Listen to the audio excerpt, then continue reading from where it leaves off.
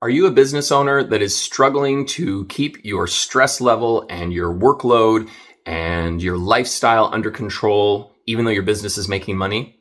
Well, I'm here to help. And one of the key things to be able to help with this is understanding yourself and how you operate. So I'm going to walk through a series of things that you can ask yourself to make sure you have a full and complete understanding of how you operate as a person so you can help operate your business in a better way. My name is Patrick Brown, and I'm the CEO and president of Northland Fractional.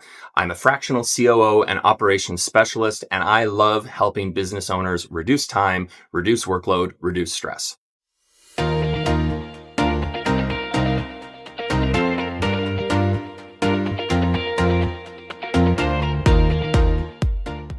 So let's start the rundown of questions you can ask yourself to get a better understanding of how you work.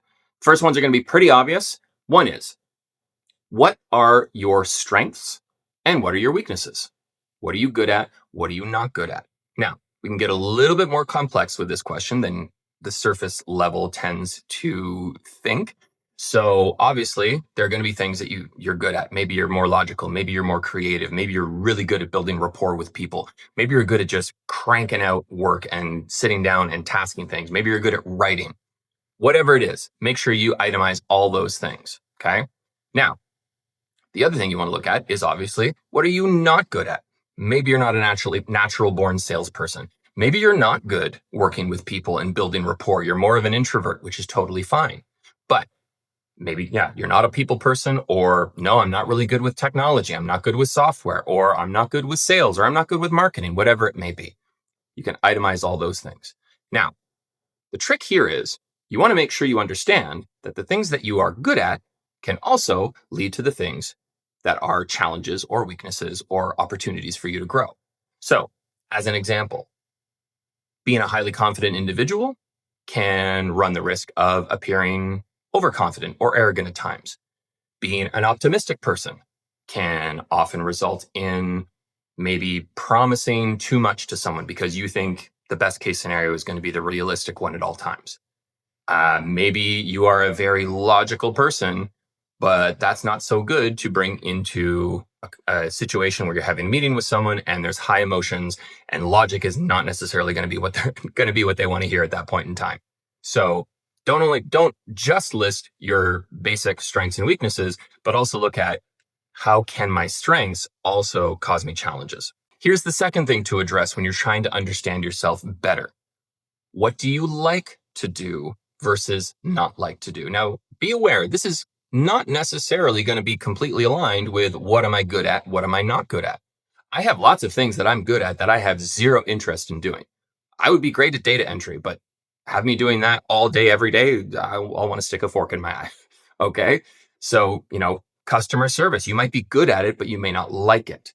So it's important as business owners, we need to stay motivated. We need to stay positive. We need to stay focused and driven. And part of that is making sure that we do the things that we enjoy doing and that we're good at doing. And all the other stuff, we find other solutions for, whether it's delegation, outsourcing, you name it. But it is very important that you identify not just what are you good at and not good at, but what do you like to do versus what do you really not like to do.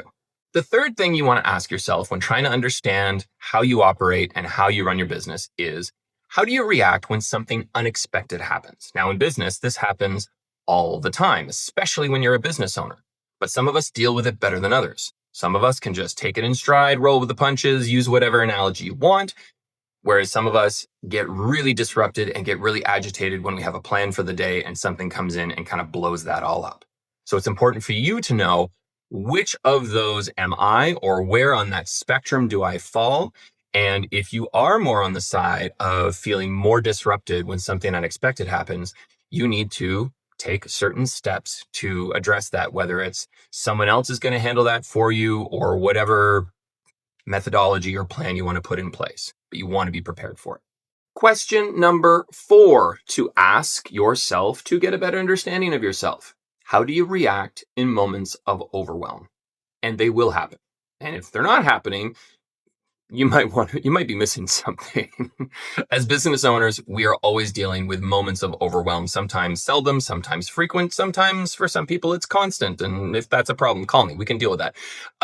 But You want to understand, okay, when I'm in overwhelmed state, what do I do? Some people withdraw, some people get angry, some people get frustrated, some people just immediately go into hyperfocus mode.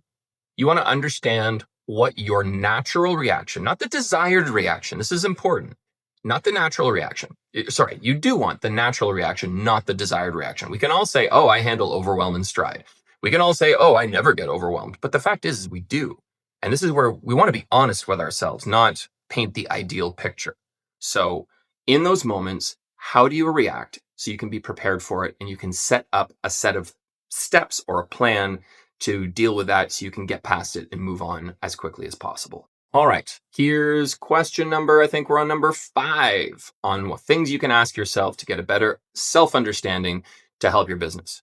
So this one is, what do you need or what things get you into your best state of mind to approach the day versus what can set you off? Now, this could be a lot of things. This could be a few things. Maybe some people are kind of even keel no matter what. One thing that if you don't think it's on your list, you're probably wrong. It should be on your list is amount of sleep that you get. I know for me, I got to get a good amount of sleep. I have to be in a good mood. So I usually put some music on first thing in the morning to kind of, that's all upbeat and happy stuff to get me in a good mood. And I have to sometimes, if I'm lacking on sleep, I do need to make sure I have a little bit of caffeine to kind of get my energy up, whatever it may be. I have my list of things. You're going to want to come up with your list of things. Do you need quiet time? Do you need to work out? Do you need some time with your kids, with your family? Do you need to kind of knock a couple quick things off your list first thing in the morning, whatever it may be? Figure out what your laundry list of things is that will get you to be in a good headspace for the day. Conversely, what can take you the other way? Is it being overtired? Is it having to deal with unexpected surprises? Is it interruptions that prevent you from working out? Whatever it may be. Understand what the good and the bad is so you can focus in on making sure those good things happen all the time and you come up with ways to mitigate those other things so you can start every day in the best possible mindset. Question number 6 on understanding yourself better. And this is one that you're probably going to need people's help with. And that is, how do you present yourself to the world in different scenarios? So why do I bring this up? I consider myself to be a positive, upbeat person, usually in a pretty good mood. Like I said, I work better when I'm in a good mood, so I try to be in a good mood. But what I have realized over the years is I often have people when they first meet me or, as they get to know me over time, I started hearing consistent feedback of, oh, I found you really intimidating at first, or I thought you were really stern and serious all the time and this, that, and the other thing. And that didn't align with what I thought I was projecting out to the world. So I thought about that and I came to realize a couple of things. One is on the intimidation factor. I am a very self-confident person. And when I'm dealing with people, I tend to be pretty straight to the point, direct, not unkind.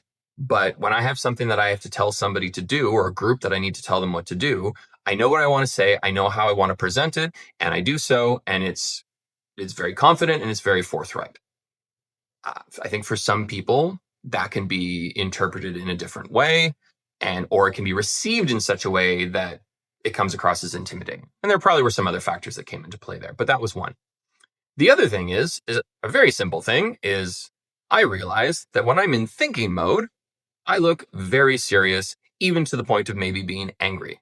It's not my intention, but if I start to think about something and I kind of look like this, kind of get resting bitch face, for lack of a better way to put it.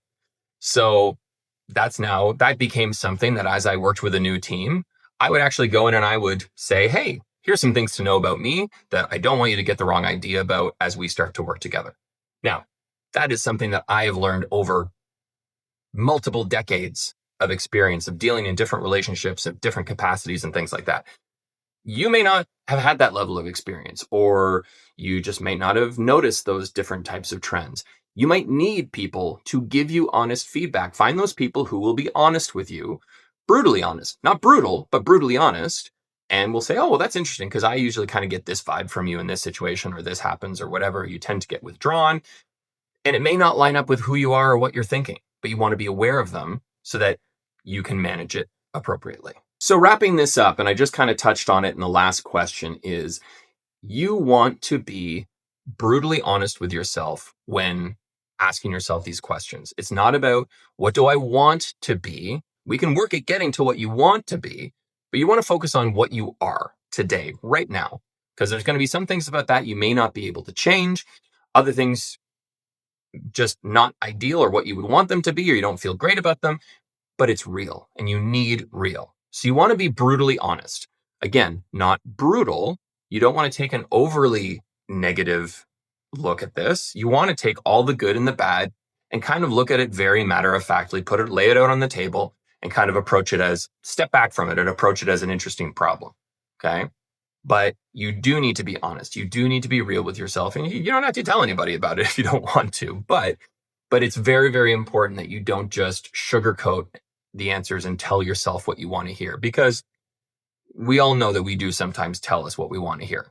So have that honesty with yourself. Ask for feedback from other people if you need it to kind of say, hey, does this line up with what you're thinking is of me, etc. And by doing that, you will be able to approach your business in a more honest and more effective way, because you'll understand how you react to different situations, how you deal with different situations, how you interact with people, what you want to be doing, don't want to be doing, what are you good at, what are you not good at. That will all result in you having a more effective approach to your day, to your business, and to your life. Once again, I'm Patrick Brown, owner and CEO of Northland Fractional. I would love to help you reduce time, reduce stress, reduce workload in your business. If you want to have a free coaching call, the link is in the comments below.